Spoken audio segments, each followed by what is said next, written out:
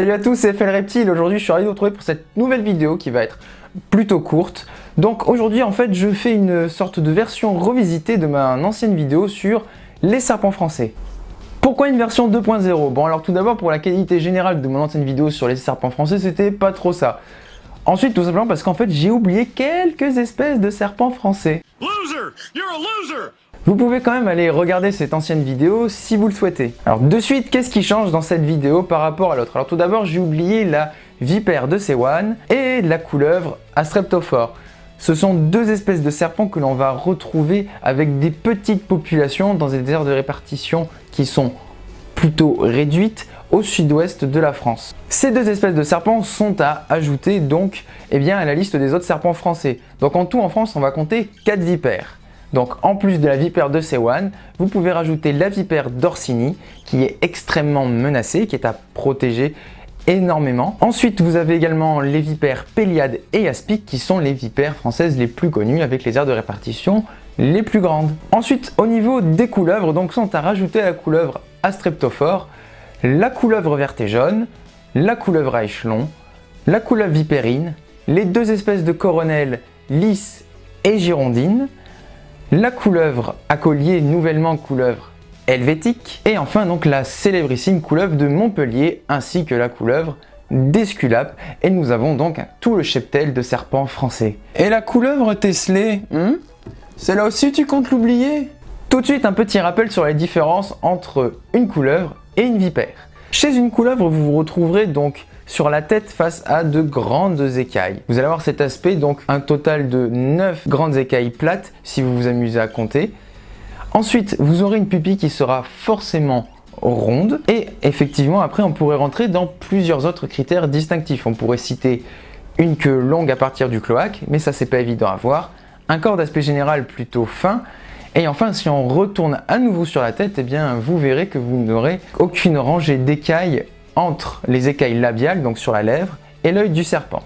En revanche, si vous avez affaire à une vipère, vous vous retrouvez face à un animal avec un œil fendu, 2 à 3 rangées d'écailles selon les espèces entre les écailles labiales et l'œil du serpent.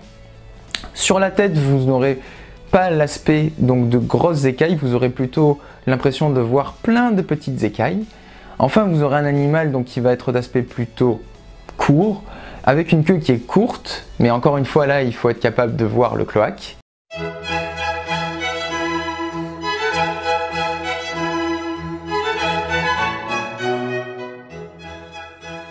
Et d'aspect général, donc une vipère a l'air un peu plus trapu qu'une couleuvre, mais encore une fois, attention avec ce caractère. Bon voilà, j'ai fait le tour, je pense qu'à présent, donc vous avez vu un petit échantillon de l'ensemble des serpents du territoire français. Vous avez revu très rapidement comment différencier une couleuvre d'une vipère. Et enfin, donc je vais terminer cette vidéo à présent avec le fait de rappeler que l'ensemble des serpents français sont comme l'ensemble des reptiles des amphibiens de France, protégé. On ne touche pas, on ne prend pas dans ses mains, on n'élève pas, on ne tue surtout pas, que ça soit couleuvre ou vipère. Donc pour conclure aussi, j'aimerais vous parler d'un livre très sympa. Donc ce livre, c'est Dans la peau des serpents de France, qui a été écrit par l'herpétologue du Muséum national d'histoire naturelle de Paris, Françoise Sercollet. Donc Françoise vous présentera dans ce livre l'ensemble des serpents du territoire français. Et il y a également énormément d'autres choses que simplement une liste des espèces françaises. Donc vous allez avoir de la biologie générale des serpents accompagnée de magnifiques illustrations et également, toujours pareil, c'est assez commun dans les livres sur les serpents français, mais c'est toujours sympa de l'avoir, la petite règle des choses à faire et ne pas faire en cas d'une morsure de vipère. Donc ce livre est pas trop cher en plus, donc c'est vraiment l'occasion de pouvoir découvrir notre herpétofaune en termes de serpents, de la respecter, de participer peut-être à la protection de ces animaux si cela vous intéresse par la suite, et puis tout simplement le plaisir des yeux avec de magnifiques photographies. Et voilà, cette vidéo est à présent terminée. Bon, comme toujours, j'espère que ça vous a plu.